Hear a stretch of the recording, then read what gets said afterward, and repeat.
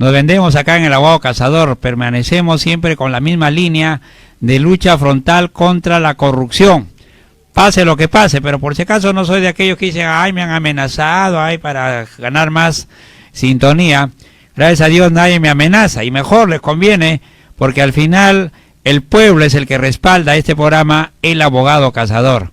Y como siempre, este programa está con los que menos favorecen muchas veces las políticas de gobierno, las políticas de ya sea a nivel nacional, local o regional, ¿no?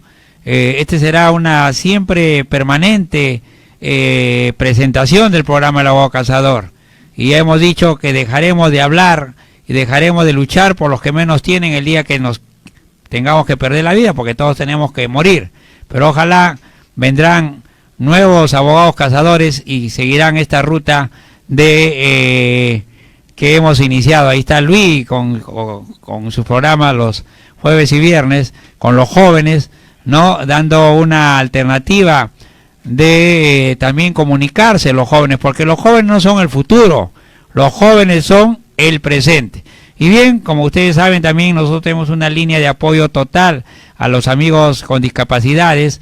Muchas veces los amigos que siempre nos visitan y son nuestros oyentes, los amigos que han perdido la visión y que han perdido la visión pero no han perdido las ganas de seguir siendo mejor, de seguir luchando contra esta falta de conciencia de los gobiernos.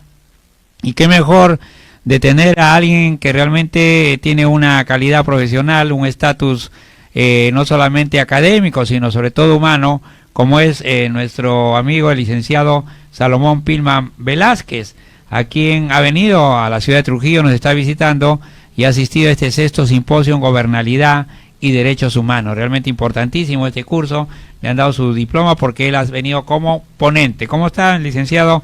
Bienvenido al Abogado Cazador. Para mí es un gusto y un privilegio poder tenerlo acá en cabina, sobre todo en una representación que usted tiene de buscar lo mejor para los amigos discapacitados. Oscar, muy buenas noches, gracias por la invitación a través de tu señal. Primero un saludo a todos los radioescuchas de tu programa, muy sintonizado por cierto, y dispuesto a resolver cualquier tema relacionado al tema de aprovechar discapacidad. Al máximo tu capacidad, cómo orientar las políticas de gobierno y con respecto a los derechos humanos y sobre todo de los discapacitados, o sea, cómo realmente ejercer, porque hay leyes, pero leyes que no se cumplen lamentablemente, ¿no? Una de ellas es un porcentaje laboral que ni el gobierno, o sea, ni las entidades públicas ni los privados cumplen. ¿Cómo ayudar? ¿Qué es lo que hay que hacer, mi querido amigo? Exacto. Existen 4 elementos, Oscar, para una buena gestión pública, ¿no?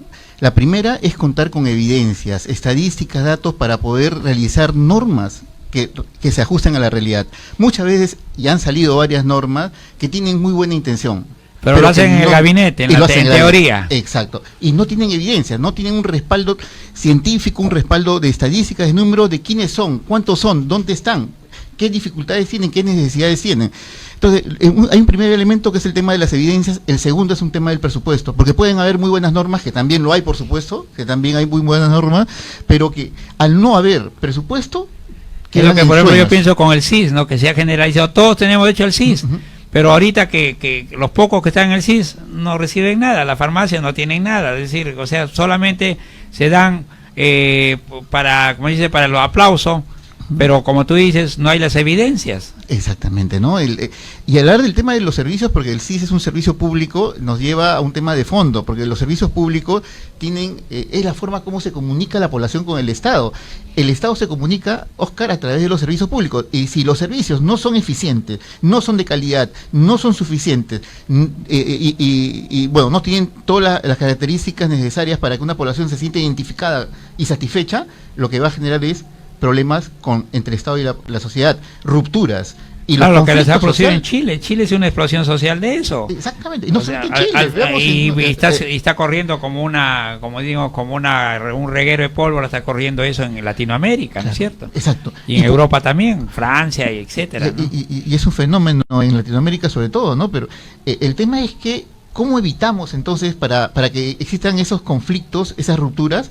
Es brindar buenos servicios a la comunidad. Y entonces, pero el Estado está realizando en el tema de los capacitados, está haciendo esa estadística, está haciendo utilizando los métodos científicos, los métodos que puedan dar a conocer una realidad y para ello buscar una alternativa de solución. Oscar, te comentaba de 4 elementos y te voy a contestar a tu respuesta al respecto. En el tema de las evidencias se está avanzando sede del gobierno nacional, se está avanzando en el tema, pero eso no está aterrizando en los gobiernos regionales y en las municipalidades. Y las políticas no solamente son nacionales, también son regionales y locales, y principalmente regionales y locales porque son los niveles de gobierno más cercanos a la población. Se supone. Yo lo creo, yo la verdad creo que ha fracasado. Yo te digo, entre paréntesis, yo pienso que no debe haber gobiernos regionales ni municipales, de verdad. Pero al menos, tal como está la estructura pues, del es Estado, que en realidad más llena de burócratas, llena de gente, amigos de los partidos políticos que ganan, y de gente incapaz. Sí, eso se puede ver graficar también en el segundo elemento que te decía, el tema del presupuesto. Mira, comenzamos el año con una sonrisa a flor de labios. A flor, de derecha a izquierda. Por supuesto. ¿Por qué? La ley del presupuesto, por primera vez en la historia, en su 38ª disposición complementaria final, para este año, salió que era obligatorio que los gobiernos regionales y las municipales destinen el 1% de su presupuesto institucional. El 1%. Ni siquiera estamos hablando de 2 ni 3, no. El 1%. Para los temas de discapacidad, 0.5% para temas de accesibilidad de la ciudad y 0.5% para el trabajo de las OMOPET y OREDIS, que son oficinas regionales y municipales que trabajan por los derechos de las personas con discapacidad. Y estamos terminando el año tristes, ¿no? ¿Por qué? ¿Qué resulta? Que ese 1% en general, y te lo digo, no va a sentarme al partido, ninguna región ni nada, pero en general, o sea, lo que estoy viendo como especialista independiente que estoy ahorita, es que no se está cumpliendo en absoluto. Casi nadie, saldrá una rara excepción probablemente, por eso que no quiero generalizar y decir todos, ¿no? Pero la gran mayoría no está cumpliendo, y el no cumplir está afectando no el bolsillo de las autoridades, no el bolsillo de los funcionarios, sino los derechos de las personas con discapacidad. Justo vengo de hablar de gobernabilidad y derechos humanos. O sea, te habrás quedado corto en decir cómo puedo hablar de derechos humanos si los principales violadores de derechos humanos son las autoridades. Exactamente, tenemos, según la ley, más o menos 500 millones destinados a nivel de todo el Perú, destinado para el tema de discapacidad. O sea, el 1% sería más o menos 500 millones. Unos 500 498 millones. Millones. Más o menos. ¿No? ¿Y de esos cuántos se han utilizado? Estamos ya 11 de diciembre. El 31 de diciembre sabremos a ciencia cierta, pero te digo una cosa. Pero un adelanto, de repente, se va midiendo. Eso es obligatorio. ¿Ya? Y yo lo que más ¿Y cuáles son? ¿Hay sanciones? Tiene que haber sanciones, por supuesto, porque la ley está para cumplir, y si es obligatorio... Pero la norma, ¿qué dice? Si tú conoces, ¿qué sanciones hay? Lo que señala es que los gobiernos regionales y las municipalidades, al término del ciclo presupuestal, sobre todo tienen hasta marzo para rendir informes al Congreso de la República, a 2 comisiones, la Comisión de Inclusión Social y Personas con Discapacidad y a la Comisión de la Cuenta General de la República, y una copia al CONADIS, que tiene la capacidad de fiscalización y sanción. Pero además, al ser obligatorio, tiene que intervenir la Contraloría General de la República, porque es obligatorio, son 500 millones, tiene que ser fiscalizado, porque son 500 millones casi pero obligatorios. Me imagino que hay un seguimiento, ¿no?, por parte de algunas entidades, sí. Por lo menos ustedes que no pueden de repente ingresar al sistema como obligarlos a las autoridades, pero ustedes sí de fuera están controlando, o sea, tampoco no es que están abandonados. ¿Y qué? Por supuesto. ¿Y no ha podido hacer nada? A ver, para exigir. Acá en la sociedad civil, y quiero aplaudir en realidad el gesto de la sociedad civil de La Libertad, hizo una marcha recientemente, hace un mes aproximadamente, justamente reclamando esos derechos del presupuesto público que no se habían cumplido. Y ya creo que luego te vas a reunir con ellos. Ahí vi a la doctora Anita Ríos haciendo una lucha, pero realmente frontal, ¿no? Claro. O sea que ha habido también, hay gente que no ha estado esperando situaciones de pasividad, sino una de ellas es la doctora Anita Ríos. Claro. ¿Sabes cuánto es, por ejemplo, el gobierno regional que tiene que destinar el tema de discapacidad? Tenía que destinar más o menos 18 millones de soles. De ahí, más bien, te lanzo la pelota a ti, Oscar. Averigua si se está cumpliendo a la fecha. Oye, la verdad que eso, con este presidente regional que se ha metido la adenda, que quiere con Odebrecht, y Odebrecht quiere hacer el contrato, que se ha olvidado del resto. Claro. O sea, ¿y cómo yo podría, hay algún tipo de información vía acceso a la información pública? Te tienen que dar en 12 días más o menos. O sea, ¿cuántos millones debió invertir 18 millones, y ellos acá en La Libertad? Sí, y eso está en el portal web del CONADIS. Buscas en el observatorio y está la relación de cuál es el monto que todas las municipalidades del país deberían dar, y todos los gobiernos regionales.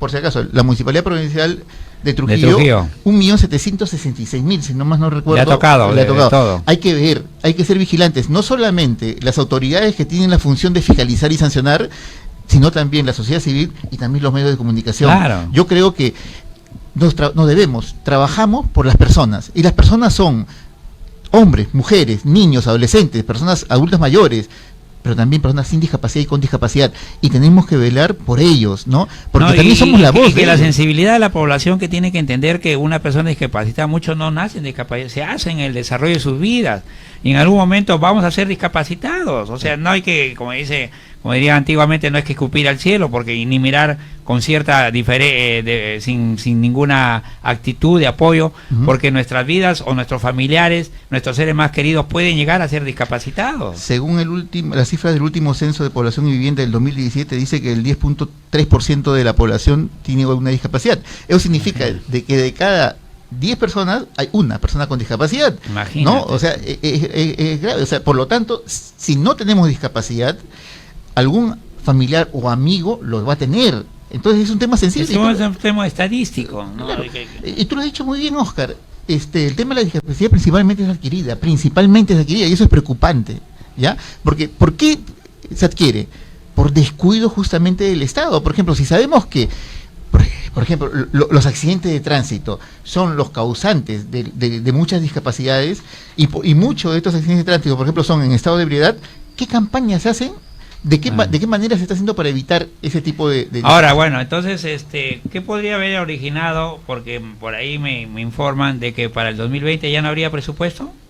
O sea, como no lo han gastado, ya el Estado dice ya que ya no va a ser obligatorio. Sí. ¿Será una sanción a eso, a la falta de utilización? Porque siempre hemos dicho, ¿no?, de que si a ti te dan un dinero en tu casa para que la gente, como son nuestros oyentes, puedan entenderlo, como dice, como Coquito, si a ti te dan 20 soles y tú no lo gastas, oye, te voy a decir, ¿sabes qué? Ya no te doy el diario, pues, porque estoy comiendo. Pero si eso es la política, y luego hablar sobre el tema de la ley de presupuesto del 2020, está mal esa premisa, porque porque tú estás castigando, entre comillas, a la autoridad, pero no, estás castigando a la población. A la población la estás castigando, al otro que le importa. Porque hay un mal gobernante, y hablo en general, o sea, no puedes castigar a la población. O sea, tú le estás quitando un derecho. Tú lo que tienes que hacer como Estado es generar mayores mecanismos de control y sanción a esas autoridades, porque esas autoridades han sido elegidas. Claro, ahora no hay sanción penal, ¿no sabes si hay sanción penal? Debería haber. Yo lo metería preso. Te digo una cosa. Porque es un crimen lo que hacen, es un crimen. Hay unas algunos casos que en Tumbes del presupuesto del año 2017, que no era obligatorio, entre comillas, que no era obligatorio, la sentencia en segunda instancia, no en primera, en segunda ha salido de que era prácticamente obligatorio, y que se ejecute. No se puede ejecutar un presupuesto del año 2017. Claro. ¿Qué es lo que sigue? Si han dicho que los funcionarios no han cumplido, ¿no? Tú que eres abogado sabes, si hay una sentencia que te dice que incumpliste. Claro, por ahí había por omisión, habría un delito. Voy a coordinar con la doctora Anita, que está bien metida en este tema. Y lo vamos a hacer, doctora. Yo me comprometo, creo que ella nos está escuchando, siempre es oyente del programa El Abogado Cazador. Yo me comprometo a firmar la denuncia, porque esto si tenemos que tener un precedente. Porque ahora imagínate, ¿qué pasa con el 2020? Que ya está acá una... Sí. Bueno, el tema es público, porque la ley del presupuesto del sector público del año 2020 es conocida por todos, fue publicado en El Peruano, y señala ahí, pues se le ha quitado la palabra obligatorio. Pero si era siendo obligatorio, no lo hicieron, bueno, va a ser peor. Exacto. O sea, los están prácticamente premiando a esta gente que no ha subido a cumplir, ¿no? Eso es realmente.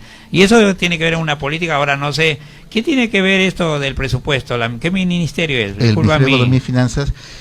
Pero alguien tiene que decirle a la ministra de la Mujer, de la Inclusión Social, ¿quiénes tienen que ver con ese tema? Se están haciendo las gestiones, yo tengo entendido que están haciéndolo desde el CONADIS, pero creo que esto tiene que ser un trabajo donde que no solamente lo dan las instituciones del Estado, la población organizada también, la población tiene que hacerlo, y una líder como es la doctora, pues, que Anita, quien realmente siempre en todo el año, y no es solamente este año, le hemos visto siempre con ese tema, que es aparentemente no es, como vuelvo a repetir, no es tan sensible para la población porque cree que nunca van, o sea, que lo ven como bichos raros, ¿no? Sí. Pero no son bichos raros, son seres humanos que están demostrando, y que en estas últimas panamericanos han demostrado realmente su valía, ¿no? ¿Qué hacer entonces, amigos? ¿Qué podemos hacer, al menos de este programa para el 2020, para que se vaya la palabra obligatorio? No, para que, si no siendo obligatorio no ha cumplido, si no siendo, o sea, imagínate lo que nos espera el 2020. Claro, sí es cierto, lo que se está haciendo, como dije hace un momento, es premiar de repente a los malos gestores públicos, ¿no es cierto? Y sancionar a la población. Yo creo que se va a revertir, soy optimista, igual que este año. Ojalá no comenzamos a sonreír en enero, que sí es obligatorio, y en diciembre vamos a terminar. Yo soy optimista, pero no hay que ser confiado. No. El que seas optimista no significa que seas confiado. Bueno, yo me comprometo con la doctora Anita a hacer vigilancia este año 2020, de verdad, por desconocimiento, te digo con toda sinceridad, pero siempre hemos visto esa lucha, no solamente de la doctora Anita, de padres, de gente que siente, porque muchos de mis oyentes, te digo, la gran mayoría son discapacitados, porque ven en este programa como una voz, un aliento para que sus derechos se respeten. Siempre lo hemos comentado acá. Estamos viviendo la Semana de los Derechos Humanos y el 3 de diciembre fue el Día Internacional de la Persona con Discapacidad, ¿no es cierto? Y un principio fundamental de los derechos humanos, un principio fundamental es los principios de la progresividad y no regresividad. ¿Qué significa esto? Que los derechos adquiridos tienen que avanzar, tienen que mejorar, no se puede retroceder. Exacto. Y por ello digo que el tema del presupuesto lo que tiene que hacerse es normalizarse, como fue este año, seguir los canales que se han seguido de control. Bueno, te voy a hacer, yo soy acá medio, te voy a comprometer que mantengamos y me veas una calificación a fin de año, a ver de todas las regiones, te voy a dar esa tarea. Con mucho gusto. ¿No? Y por teléfono ya, si no podemos participar, por favor quiero tenerte presente, porque esta lucha no tiene que ser pues de un día, no tiene que ser permanente, y crear conciencia, y como tú dices, la población acompañe, que piense que algún día algún discapacitado puede haber en la familia, en sus amistades o en sus seres más queridos. Oscar, te agradezco, mi querido, hemos estado con el licenciado Pino Velázquez Salomón. Hombres como él necesitamos en el Perú, que realmente se sensibilicen ante situaciones que casi muy pocos lo tocan, o muy pocos buscan sus derechos. Acá tenemos menos mal a la doctora Anita, pero nos gustaría pues que también a nivel nacional esto se extienda. Muchas gracias. Muchas gracias, Oscar. Muy bien. Vamos a una pausa y retornamos con mucho más en El Abogado Cazador.